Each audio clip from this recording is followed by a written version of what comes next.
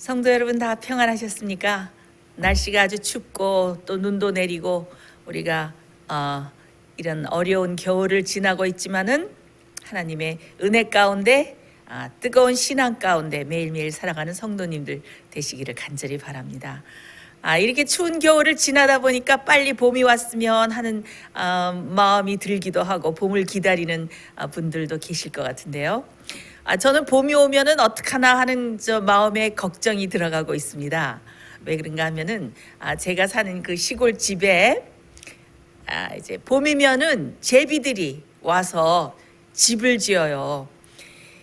제가 그 차를 세워놓는 차고에 이렇게 문이 없어서 새들이 많이 들어오고 벌들도 들어오고 그러는데 제비와 벌들이 집을 짓는데 얼마나 집을 많이 짓는지 저희 집 앞에 현관인데도 제비가 집을 두 개를 지었고 또 문 없는 차고 안에 들어와서도 짓고 벌들도 여기저기 집을 짓고 그래서 제가 봄이 되면은 참 이 집을 어떻게 하나 굉장히 제가 고민을 하고 있어요.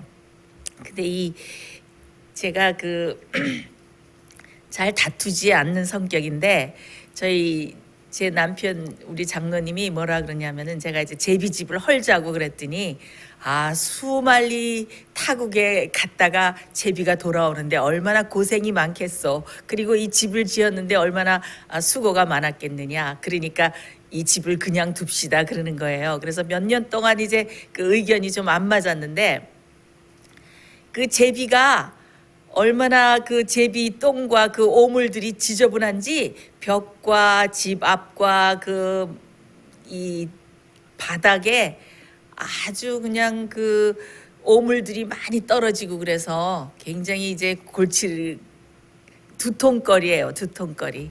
그리고 벌들도 집을 짓고 그래서 이제 봄이 오면은 또 이걸 어떻게 막아야 되나 제가 이제 고민을 하고 있습니다.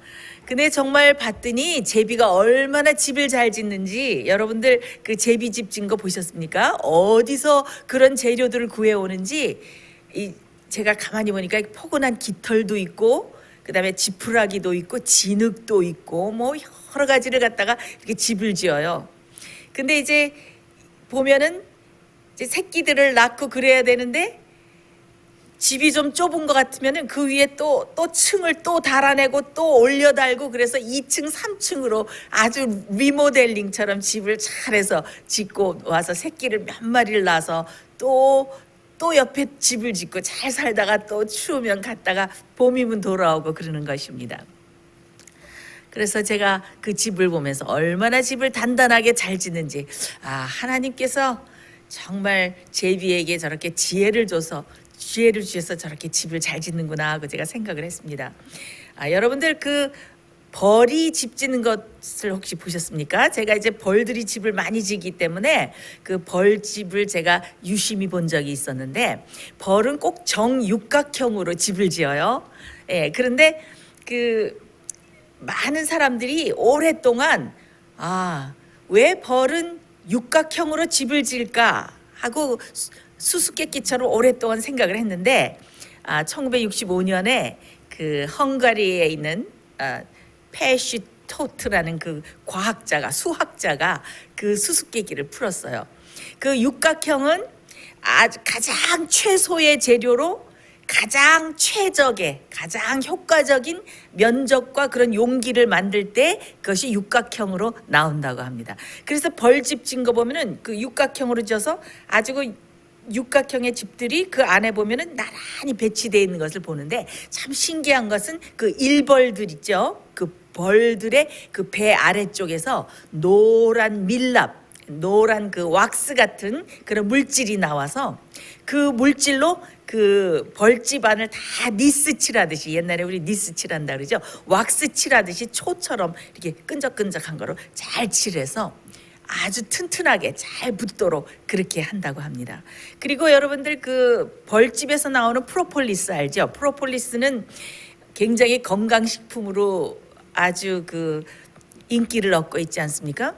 그 벌들이 나무나 꽃봉오리에서 여러 가지 수지성 물질을 가져와서 그 벌의 입에서 나오는 타액과 또 효소로 잘 버물려서 프로폴리스를 만든 다음에 프로폴리스를 그 벌집 입구 또 벌집 방 안에 이렇게 잘 바른다 그래요. 그래서 절대로 병균이나 바이러스나 곰팡이나 절대로 균이 침입하지 못하도록 벌들이 한다고 합니다. 그래서 니스치를 잘해서 그 새끼도 낳고 꿀도 저장하고 화분도 저장하고 그다음에 병균이 침입하지 못하도록 프로폴리스로 잘 칠하고 그래서 벌집은 아주 그 미물들이 짓는 집 중에서 제일 아주 효율적이고 훌륭한 집이라고 저는 생각합니다. 근데 그 벌들이 집을 짓는 중에서 호리병처럼 이렇게 짓는 벌집 혹시 보셨습니까?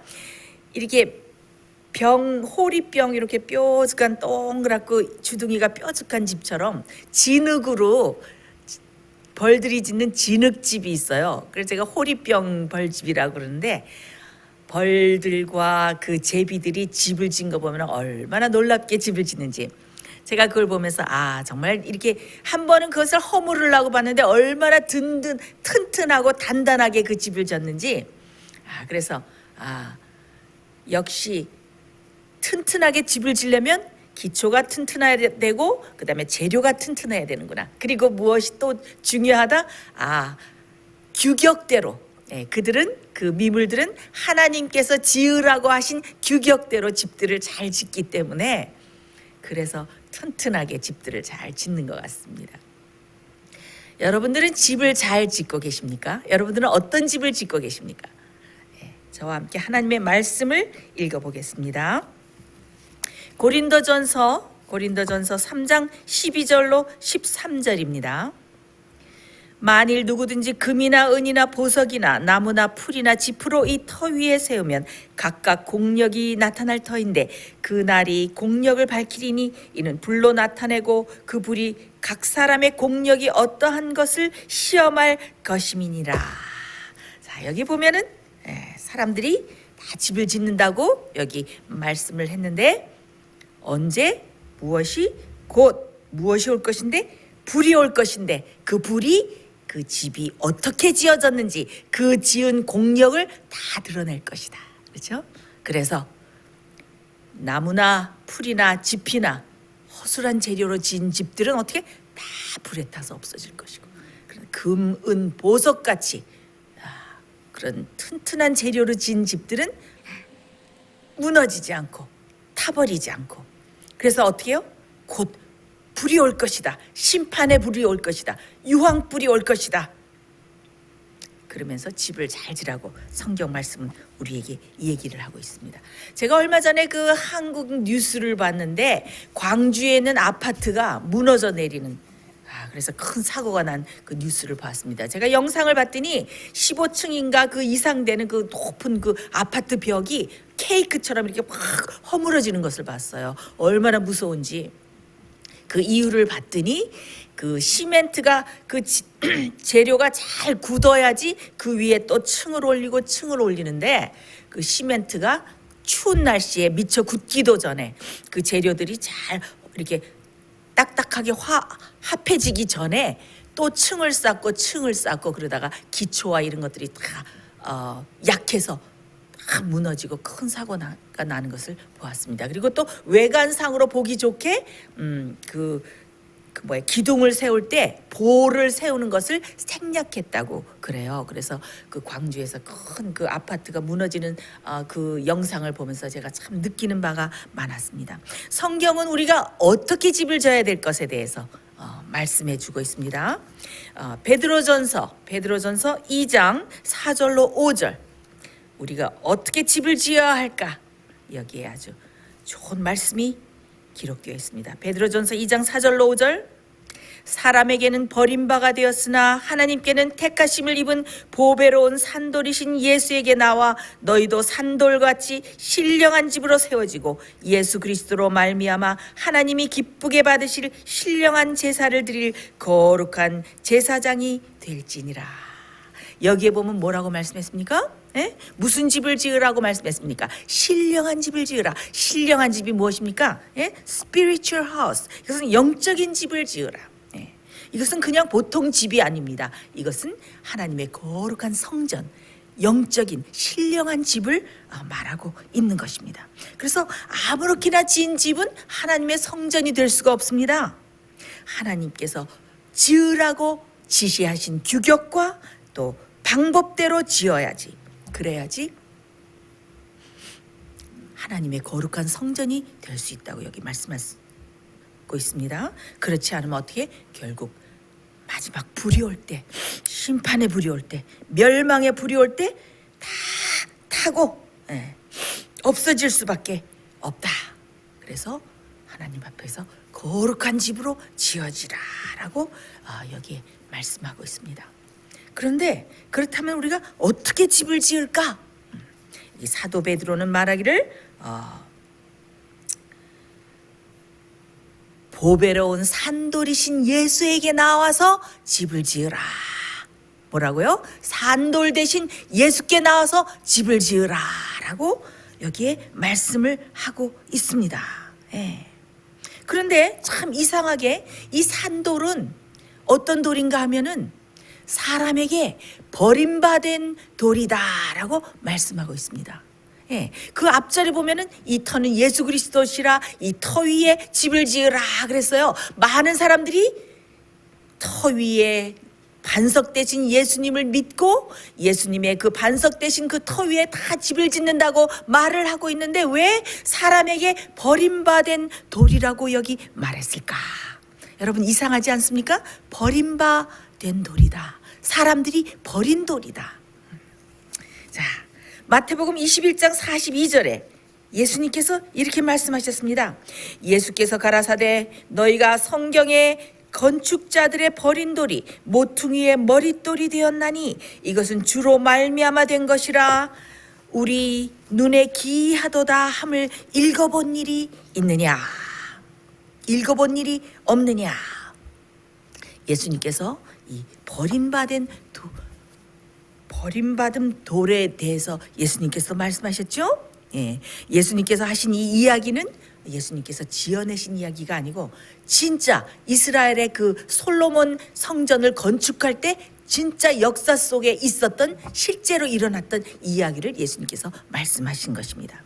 자, 솔로몬의 성전 아름답지 않습니까? 솔로몬의 성전이 지을 때, 이 성전을 지을 때 그때 그 벽과 기초와 뭐 이럴 때 사용된 모든 이 석재와 그 재료들과 이런 모든 돌들은 어떻게 했냐면은 채석장에서 미리 다 정으로 쪼고 깎고 연마하고 다 미리 다 다듬었어요. 그래서 그런 돌들을 그 큰 돌들 아주 멋있는 돌들을 다 가지고 와서 그 성전을 질 때는 거기서 뚝딱뚝딱 망치질을 하고 끌로 쪼고 그렇지 않고 소리 없이 그 돌들을 착착착착 맞추기만 하면 되게 그렇게 솔로몬의 성전을 짓도록 되어 있었습니다. 여호와 하나님께서 그렇게 명령을 하셨어요. 그렇지만 아주 세세하게 정교하게 지었어야 되기 때문에 오랜 세월이 걸려서 그래서 그 솔로몬 성전이 건축이 된 것을 우리가 알 수가 있습니다. 그런데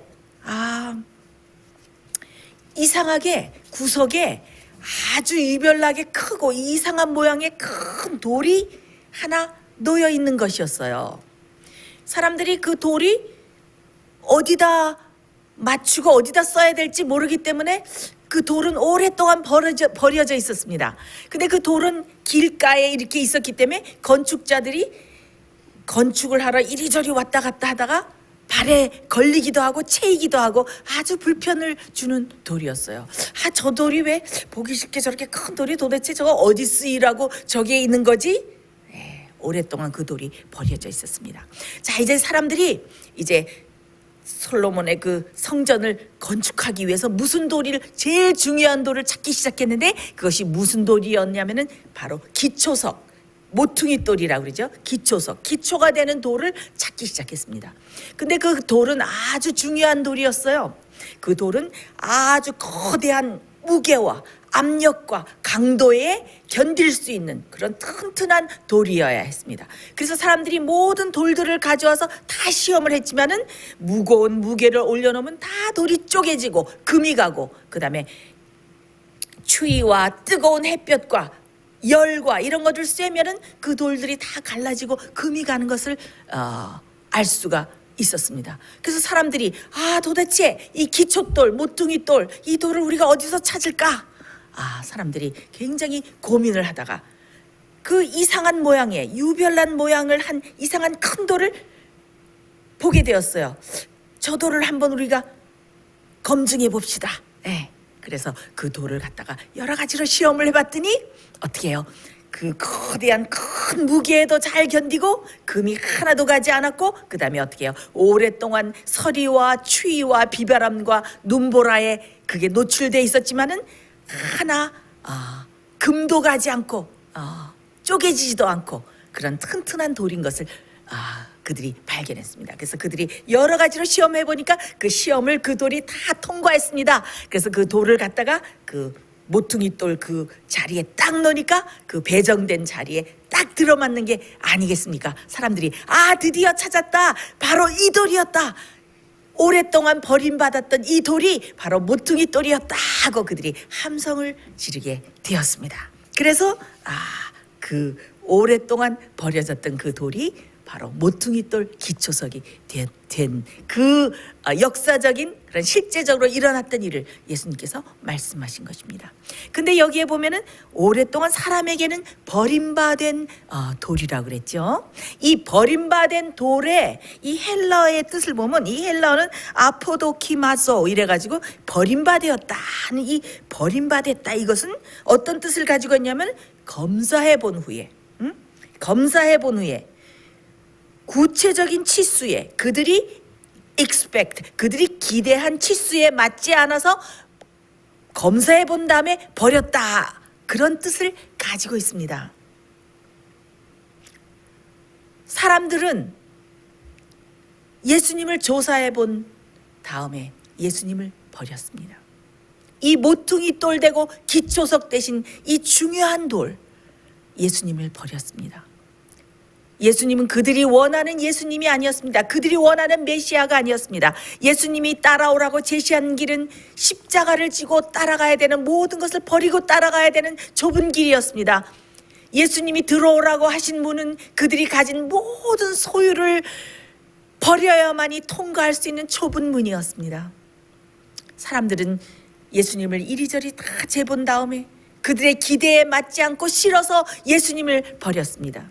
오늘날도 사람들이 예수님을 버리고 있습니다. 왜 예수님을 버리고 있습니까? 예수님을 따라가려면, 예수님의 뜻과 진리의 길을 따라가려면 그들이 가지고 있는 세상에 대한 욕심과 야망과 평판과 부와 재물과 모든 것을 버려야 따라갈 수 있는 길이기 때문에 사람들은 예수님을 아직도 지금도 버리고 있습니다. 예수님이 따라오라고 하신 길은, 그 길은 높은 지위와 부를 가지고 가기에는 너무 좁은 길이고 이기적인 욕심과 야심과 자기 중심적인 그런 사상을 가지고 가기에는 너무 협소한 길이며, 또 안락과 안일함과 그런 것들을 즐기면서 가기에는 너무나도 험하고 거친 길이기 때문에 사람들은 예수님을 이리저리 자로 다 재본 다음에 예수님을 버렸습니다. 자신의 뜻과 자신의 고집과 자신의 길과 자신의 악한 습관과 행동을 버리지 않으면 안 되는 길이었기 때문에 사람들은 예수님을 자로 재본 다음에 다 버렸습니다. 그래서 예수님이 바로 버림받은, 사람에게는 버림받은 돌이라고 여기에 말하고 있습니다. 예수님이 여러분에게는 어떤 돌입니까? 여러분들도 예수님을 버리고 계십니까? 아니면은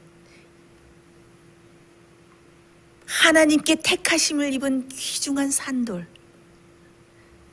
여러분들에게 예수님은 귀중한 보배로운 돌이 되고 있습니까? 하나님께 택하심을 받은 보배로운 산돌이 여러분 마음에도 귀중한 돌, 보배로운 산돌이 되기를 제가 간절히 바랍니다. 여기에 이사야 28장 16절에 보면은 참 흥미로운 말씀이 있습니다. 그러므로 주 여호와께서 가라사대 보라 내가 한 돌을 시온에 두어 기초를 삼았노니 곧 시험한 돌이요 귀하고 견고한 기초돌이라 그것을 믿는 자는 급절하게 되지 아니하리로다. 자, 이 똑같은 돌을 이사야 선지자는 뭐라고 말을 하고 있습니까?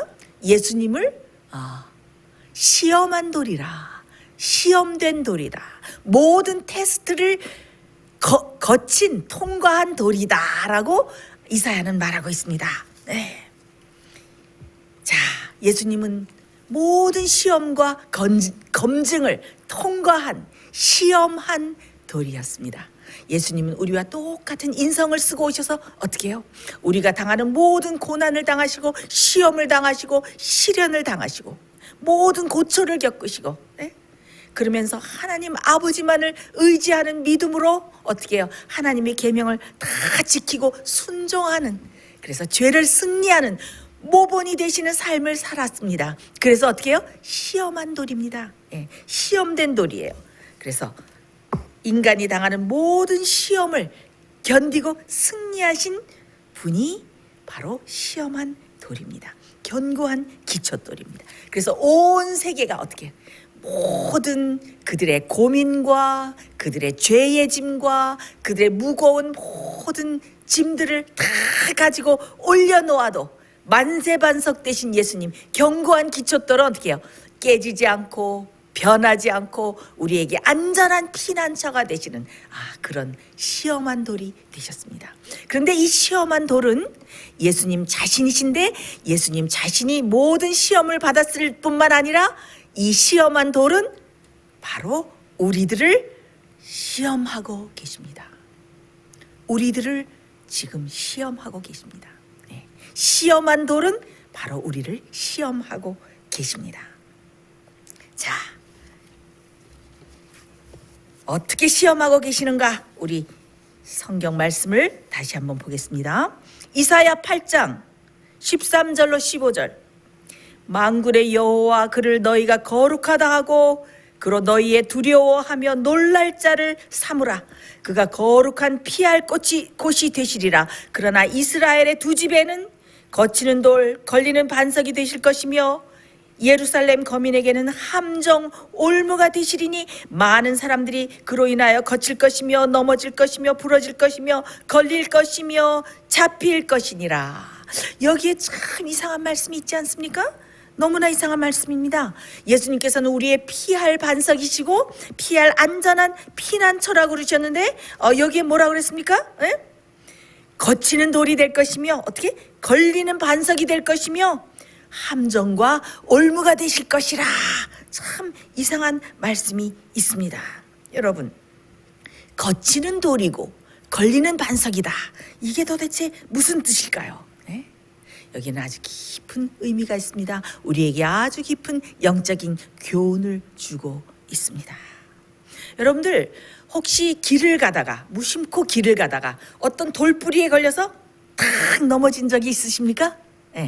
돌에 걸려서 탁 넘어져서 코가 깨진 적이 있습니까? 이마가 깨진 적이 있으십니까? 저는 이 말씀을 보면서 여기는 참 깊은 여러 가지 의미가 들어있는데 이것은 첫 번째로 우리를 탁 걸려서 넘어지게 한다. 거치는 돌이다. 걸리게 하시는 반석이다. 이것은 참 안 좋은 의미로 쓰여질 수 있지만은 저는 여기서 바로 하나님의 사랑, 예수님의 사랑을 보았습니다. 우리를 바로 탁 걸려 넘어지게 하시는 그 하나님의 행위는 바로 사랑의 행위입니다. 우리가 너무나 예수님에 대해서 무관심하고 하늘의 영생의 구원의 문제에 대해서는 무관심하고 세상에 대한 모든 욕심에 가득 차서 정욕에 가득 차서 세상에 눈이 멀어서 어떻게 우리가 무관심하고 바삐 그냥 정신없이 살아갈 때에 우리가 딱 코가 걸리면서 딱 발이 걸리면서 코가 딱 깨지면서 넘어져서 우리가 딱 정신을 차려서 어떻게 됩니까? 주님을 딱 생각하게 되죠. 우리가 넘어지면 우리에게 큰 시련과 시험과 어려움과 고난이 올 때 우리는 어떻게 됩니까? 그때에 우리는 비로소 정신을 차리고 주님을 발견하게 되는 경우가 종종 있지 않습니까? 예. 어려운 환난과 시련과 고난이 아니면 주님을 결코 발견하지 못했을 그런 사람들이 많이 있습니다. 예. 여러분들에게 이해하지 못할 시험과 이해하지 못할 고난이 닥치는 그런 때가 종종 있으십니까? 그것은 우리를 깨워서 우리의 영적인 눈을 깨워서 주님께로 돌아오라고 호소하시는 하나님의 사랑의 행위인 것을 기억하시기 간절히 바랍니다. 6가지 환난을 우리에게 주시고 7가지 환난을 면하게 하시고 하나님께서는 환난과 고난과 시련을 주셔서 우리를 깨우고 우리가 비록 코가 깨지고 아픈 경험을 하지만 우리가 다시 정신을 차려서 주님께 돌아오도록 이렇게 거치는 돌이 되시고 걸리는 반석이 되시는 것입니다. 그것은 우리를 사랑하셔서 우리를 깨우시는 하나님의 사랑의 섭리라는 것을 기억하시기 간절히 바랍니다. 우리를 주님께 돌아오라고 우리에게 보내시는 신호라는 것을 기억하시기를 간절히 바랍니다. 근데 정말 이 말씀은 정말 이상하기도 합니다. 왜냐하면 그 거치는 돌과 걸리는 반석이라고 그랬는데 또한 하나님께서는 뭐가 되신다고 그랬습니까? 올무와 함정이 되신다 그러셨어요. 올무와 함정은 무엇입니까? 올무와 함정은 바로 우리를 걸려서 넘어지게 하는 덫과 같은 것 아닙니까? 덫에 딱 걸려서 올무에 걸려서 함정을 파놓은데 딱 걸려서 그 속에 빠지게 되면 어떻게 됩니까? 우리의 정체와 우리의 모든 게 다 드러나지 않습니까? 제가 왜 예수님께서는 우리의 올무와 함정이 된다고 여기 말씀하셨을까? 그래서 어떻게 됐어요? 우리가 넘어지고 부러지고 걸리고 잡히고 거치고 우리를 다 그렇게 하신다고 말씀하셨어요. 제가 이것을 보면서 그렇구나. 하나님께서는 어떻게 해요? 우리의 정체, 우리의 숨은 의도, 우리의 동기를 다 드러내시는 분입니다. 그것도 자비예요, 여러분. 비록 사람의 눈에는 다 감추어 있을지 모르지만 그 사람이 겉으로 볼 때는 훌륭한 신자인 것 같고 훌륭한 신사인 것 같고 숙녀인 것 같고 그렇지만 그 속에는 하나님께서만이 읽을 수 있는 은밀한 의도와 숨은 비밀과 좋지 않은 동기들이 숨어 있을 수가 있습니다. 우리가 어떤 선행을 한다 할지라도 그 선행이 어떤 좋지 않은 동기에 의해서 그것이 행해졌을지 모릅니다. 하나님께서는 모든 은밀한 동기와 의도와 우리의 숨은 모든 정체를 다 파악하고 계시는 분입니다. 이게 무슨 말씀입니까? 우리가 하나님의 사업이나 하나님의 일이나 또 어떤 사람을 어떻게 해하려는 그런 의도를 가지고 또 하나님의 계명을 순종하지 않고 하나님의 뜻에 반역하는 그런 의도를 가지고 있을 때 어떻게 하나님께서 그것을 성사하지 못하도록 그 의도와 그 동기가 다 드러나도록 하나님께서 그렇게 결국 하셔서 그 사람의 정체가 다 드러나도록 하십니다. 그래서 어떻게 악한 의도가 이루지 못하도록 막으시는 그런 일도 하신다. 그래서 어떻게 하나님의 뜻을 거역하고 하나님의 말씀을 불순종하는 사람에게는 어떻게 올무가 되고 함정이 되고 덫과 같이 하나님이 임하시는 것입니다. 그래서 하나님께서 우리의 올무가 되시고 함정이 되셔서 우리의 모든 것을 적나라하게 다 드러나게 하실 때 우리는 어떻게 됩니까? 우리는 겸손하게 하나님 앞에 우리의 모든 것이 드러날 때 하나님께서 우리의 동기를 다 드러내실 때 우리 마음속의 비밀을 드러내실 때 우리가 주님 앞에 겸손히 굴복하고 우리의 모든 죄를 자백하고, 그 다음에 우리의 혹시 좋지 않은 동기가 있었다면 하나님 앞에 그 모든 것이 순수하고 순결한 동기가 될 수 있도록 순수한 양심을 가지고 다시 하나님과 합한 사람이 돼서 마음이 청결한 사람이 돼서 하나님을 보고 천국에 들어갈 수 있는 사람이 될 수 있도록 어떻게 하나님께 온전히 회개하고 용서받는 그런 경험을 해야 될 것입니다. 어떻게 앞으로 모든 중보 사역이 지나고 지성소에서 주님께서 우리를 위해서 중보하시고 하시는 그 모든 지성소의 정결 사업이 지나고 난 다음에 우리의 동기와 우리의 모든 것들이 드러나면은 그때는 어떻게 해요? 때가 너무 늦기 때문에 하나님께서 우리의 모든 것을 다 드러내는 올무가 되시고 함정이 되셔서 다 드러나게 하신다는 말씀입니다. 그래서 우리는 어떻게 됩니까? 더 늦기 전에 그 모든 것들을 하나님께 굴복하는 그런 신실한 성도들이 되어야 될 것입니다. 그런데 예수님께서 아주 유명한 말씀을 또 하셨죠. 반석에 관해서 무슨 말씀하셨습니까? 내 말을 듣고 행하는 자는 어떻게 반석 위에 그 집을 지은 지혜로운 자와 같다. 그래서 비가 내리고 창수가 나고 홍수가 나고 폭풍과 몰아칠 때도 반석 위에 지은 집은 어떻게 튼튼해서 무너지지 않을 것이다 라고 예수님께서 말씀하셨죠. 앞으로는 홍수가 오는 것이 아니라 무엇이 옵니까? 유황불이 옵니다. 유황불이 오고 멸망의 불이 오고 그 불이 우리가 집을 지은 모든 공력을 다 드러낼 것이라고 했습니다. 그래서 어떻게 그때도 멸망의 불이 와도 무너지지 않고 불에 타지도 않는 튼튼한 집을 지어야 되는데 그 집을 어떻게 지을까? 베드로가 어떻게 말했습니까? 사람에게는 버림받았지만은 하나님께서는 택하심을 입은 어디로 나오라? 산돌 대신 예수께 나오라. 그래서 산돌같이 나와서 신령한 집으로 세워지라고 말씀을 했습니다. 근데 왜 산돌이라고 그랬을까요? 여러분 생각해 보셨습니까? 왜 산돌이라고 그랬을까? 하나님께 택하심을 입은 산돌이다. 리빙스톤, 살아있는 돌이다. 제가 이 말씀을 깊이 연구하면서 제 마음속에 큰 감명을 받았습니다. 왜 산돌이라고 했을까요? 예수님께서는 살아계신 예수님입니다. 예수님은 요셉의 무덤에 누워 계시지 않습니다. 예수님께서는 살아나셨습니다. 예수님께서는 부활하셨습니다. 살아계셔서 승천하셔서 지금 우리를 위해서 하늘에서 우리를 보고 우리를 지키시고 우리를 위해서 중보하시는 살아계신 예수님입니다. 그래서 어떻게? 우리가 살아계신 예수님을 믿어야 합니다.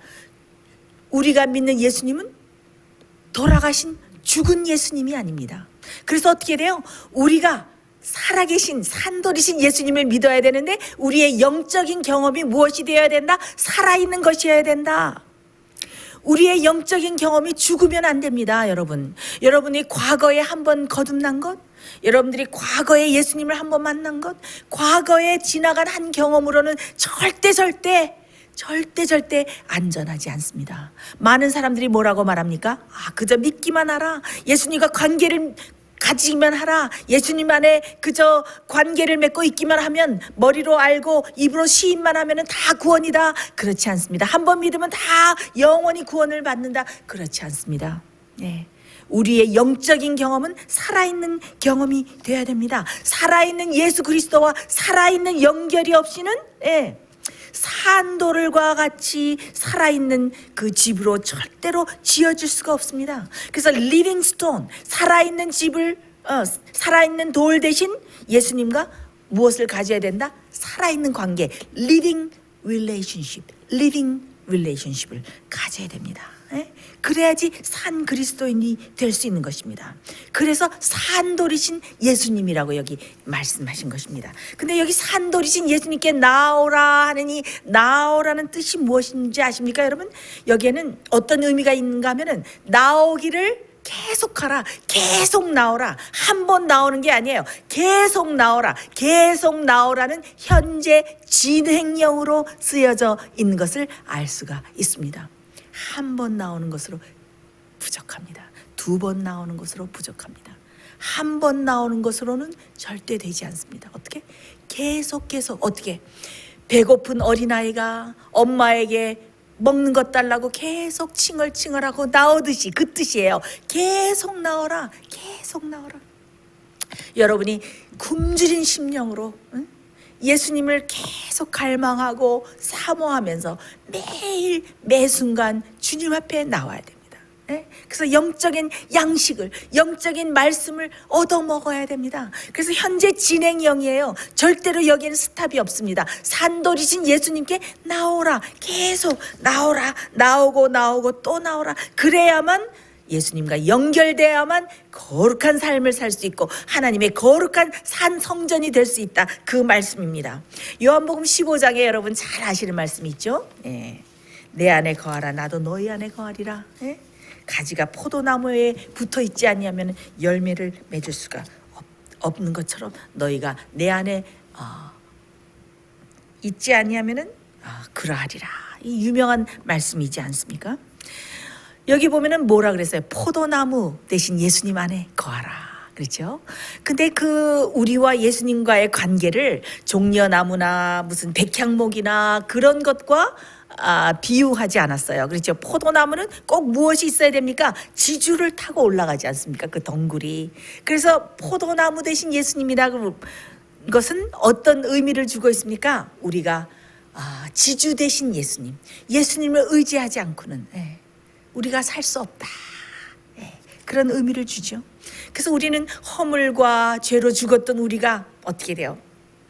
진짜 포도나무 대신 예수님과 덧붙여진 것입니다. 가지가 나무에서 떨어지면, 뿌리에서부터 분리되면 절대로 살 수가 없죠. 가지가 말라버리면 어떻게? 불에 살라버리느니라 라고 예수님께서 말씀하셨죠. 그래서 우리는 산 포도나무에 젖붙임을 받았습니다. 그럼 어떻게 됩니까?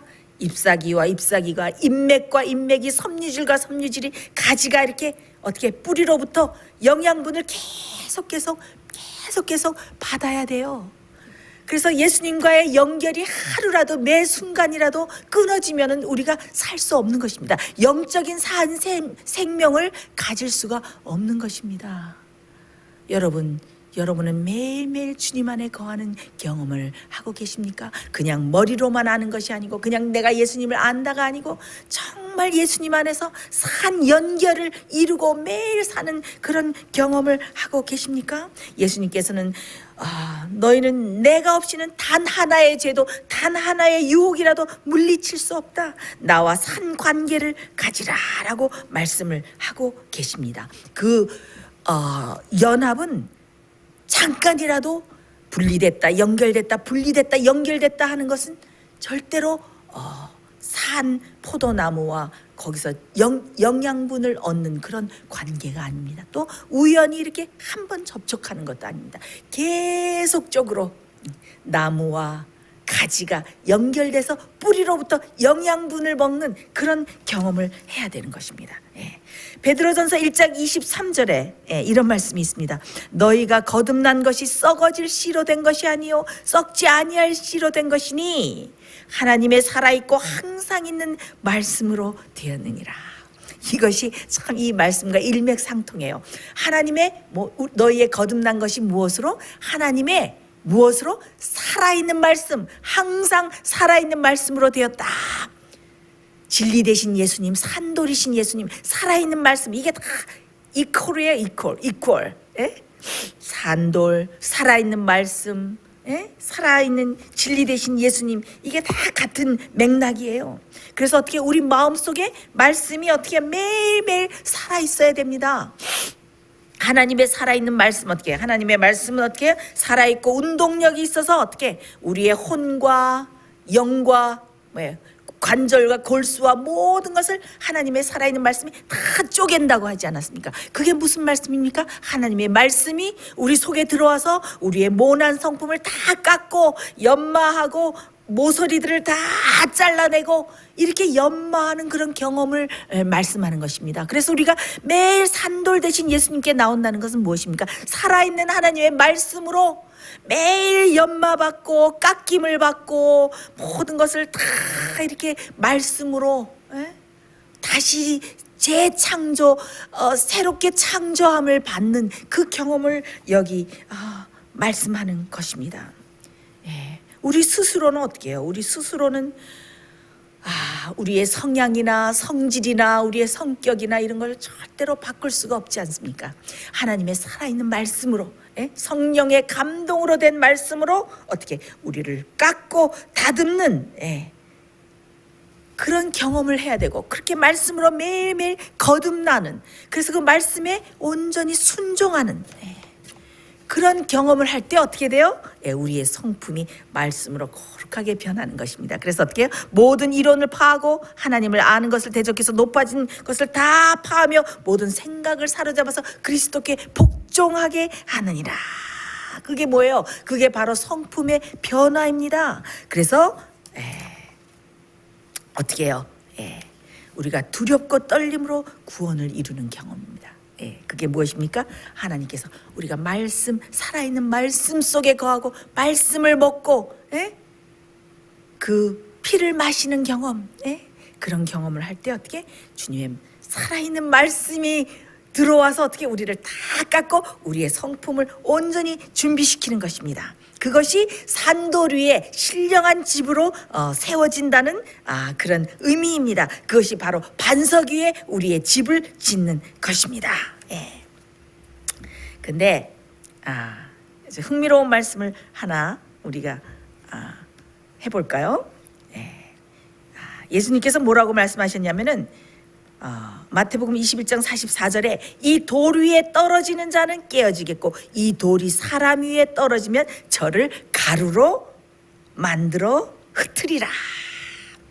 자, 제가 흥미로운 얘기라는 게 무슨 얘기인가 하면 제가 베드로, 이 반석에 대해서 얘기한 베드로에 대해서 제가 말씀드리겠는데요. 이 베드로의 이름은 돌, 반석이란 이 뜻을 가지고 있습니다.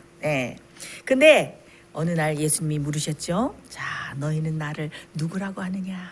그러니까 베드로가 자신 있게 그랬죠. 주는 그리스도시요 살아계신 하나님의 아들이시니이다. 이렇게 대답하니까 예수님께서 과연아 시몬아 내가 참 복이 있도다. 이를 알게 하신 것은 혈육이 아니요 육신이 아니요 성령이시라고 말씀하시면서 뭐라고 말씀하셨습니까? 너는 베드로다. 내가 이 반석 위에 내 교회를 세우리니 음부의 권세가 이기지 못하리라고 말씀하셨습니다. 그래서 이 천주교나 또 다른 데서는 베드로를 교회의 반석이라고 그랬고 교회를 그 위에 세웠다. 그런데 그 뜻이 아니에요. 자, 이 반석이란 뜻은 베드로의 이름은 반석인데 헬라어로 페트로스라는 데서 유래된 이름입니다. 베드로는 페트로스, 이름도 비슷하죠. 베드로, 피터, 페트로스. 근데 이 페트로스는 헬라어로 이 남성 명사인데 이것은 그냥 보통 돌이에요. 그냥 굴러가는 평범한 돌, 이렇게 굴러다니는 돌이에요. 근데 예수님께서 이 반석 위에 교회를 세우리라 말씀하신 이 반석은 페트로스가 아니고 페트라예요. 페트라. 이 페트라는 무엇인가 하면은 거대한 바위산, 커다란 바위 덩어리, 이 반석을 말하는 것입니다. 그래서 이 반석 위에 교회를 세우리라 이것은 무슨 뜻인가 하면은 베드로야 내가 하나님의 아들이라고 고백한 그리스도라고 고백한 이 그리스도 이 반석 위에 교회를 세우리라 그 말씀이에요. 이 페트라는 여성 명사인데 페트로스 이 구르는 돌하고 다른 큰 바위산 바로 만세 반석 대신 예수님을 가리키는 그 것입니다. 예수님께서 베드로에게 이렇게 말씀하신 것이에요. 페트로스 베드로야 페트로스 피터 페트로스 너는 구르는 돌이지? 너 구르는 돌이지? 나는 페트라야. 나는 큰 반석이야. 이 세상의 모든 죄의 짐을 가져놔도 이 세상의 모든 고민과 이 세상의 모든 무거운 짐을 내 위에 올려놔도 만세 반석되고 태초부터 변하지 않는 모든 사람에게 구원을 주는 만세 반석이야. 베드로야 이제는 그만 굴러다녀라. 그만 요동해라. 그리고 반석된 내 위에다가 그만 튼튼하게 집을 지으렴. 그래서 어떻게 했습니까? 베드로가 사단이 너를 청구해서 밀가 부르듯이 그래서 사단이 베드로를 청구해서 베드로가 어떻게 했어요? 밀을 까부르듯이 요동치고 이리 구르고 저리 구르고 많은 실수를 했습니다. 그래서 자만하고 실수투성이고 예수님을 부인하는 데까지 갔던 그 베드로가, 그 실수투성이에 굴러다니던 베드로가 어떻게 해요? 반석 위에 탁 깨지는 경험을 했습니다. 예수님께서 뭐라 그랬어요? 이 돌 위에 떨어지는 자는 다 깨어지겠고, 예? 돌이 사람 위에 떨어지면 산산이 깨져서 가루로 만들리라. 그래서 베드로가 어떻게 했어요? 그 만세 반석 대신 예수님의 반석 위에 드디어 다 깨지는 경험을 했습니다. 베드로의 자아가 다 깨졌습니다. 예? 어떻게 해요?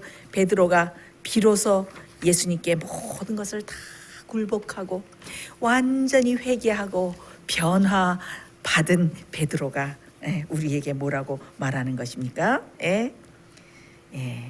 사람에게는 버림받았지만은 하나님께는 택하심을 입은 보배로운 산돌이신 예수님께 나와서 이 반석 대신 예수 위에 집을 지어라. 신령한 집을 지어라. 그래야 어떻게? 앞으로 불이 오고 멸망의 심판의 불이 올 때 풀과 나무와 짚으로 지은 모든 집들은 무너지고 모든 공력이 드러날 때에 반석 위에 굳건히 진 집은 타지도 않을 것이고 무너지지도 않을 것이고 신령한 집으로 지어져서 구원을 얻을 것이다. 그랬습니다. 그렇습니다. 우리가 반석에 떨어져서 깨진다. 그게 무슨 뜻일까요? 반석에 떨어져 깨지는. 여러분, 반석에 떨어져서 깨지는 경험을 하고 계십니까? 반석에 떨어져서 깨진다는 것은 우리의 독선과 우리의 고집과 우리의 아집과 우리의 자존심과 우리의 옛 자아, 그것을 다 가지고 나와서 어린아이처럼 겸손한 심령으로 주님께 모든 것을 다 바치고 주님 앞에서 산산이 깨져서 내 자아가 완전히 없어지는 것을 말합니다. 우리의 자존심과 참지 못하는 성격과 교만과 남을 비판하는 것과 남을 미워하는 것과 그런 모든 옛 성질과 그런 것들이 하나님의 그 반석이 산산이 다 깨지는 것을 말합니다. 여러분, 지금은 반석 위에 떨어져서 다 깨져야 됩니다. 여러분, 반석 위에 지금 떨어져서 산산이 깨지는 경험을 하지 않으시면 앞으로 어떻게 해요? 주님께서 재림하실 때 산과 바위와 내 머리에 떨어져서 나를 제발 다 깨트려 다오 하고 외치는 멸망받는 죄인의 무리에 들어가게 될 것입니다. 여러분, 지금 여러분 나오셔서 어떻게 만세 반석 되시는 주님 앞에 나와서 다 산산이 깨지는 경험을 하시기를 간절히 바랍니다. 지금 반석 위에 깨지고 말씀으로 주님께 완전히 연마되고 또 어떻게 불로 연단한 금을 사라고 그러지 않았습니까?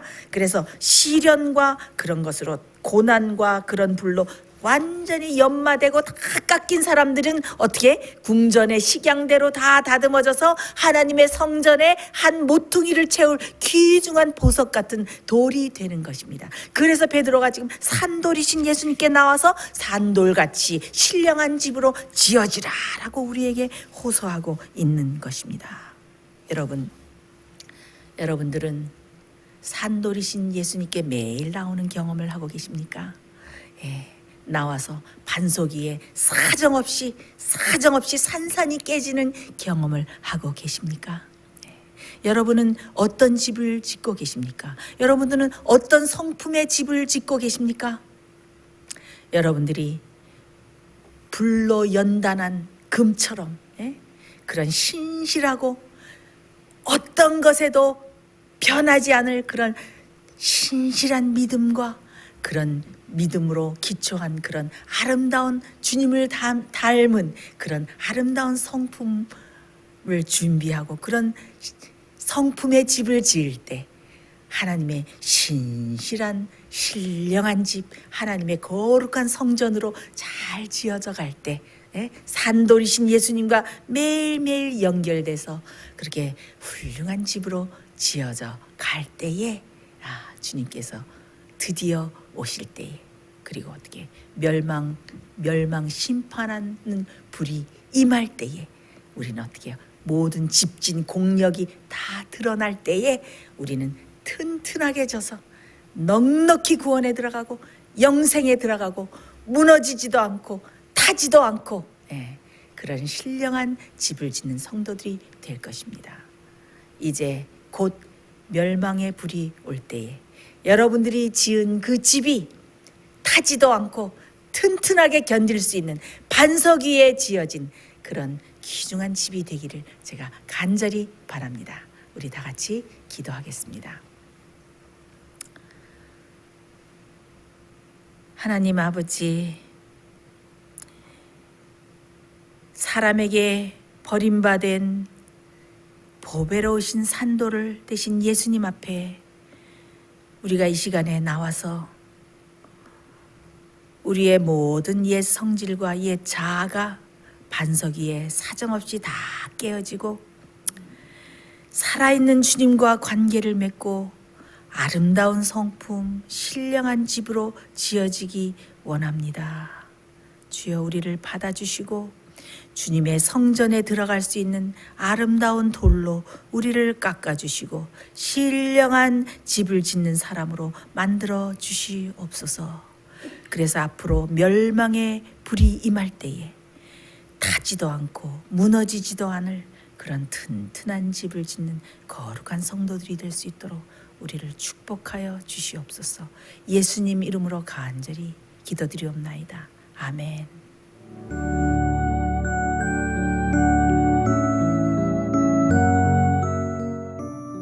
예수님의 재림이 가까워오고 있습니다. 지금은 영원한 하늘을 위해 준비해야 될 때입니다.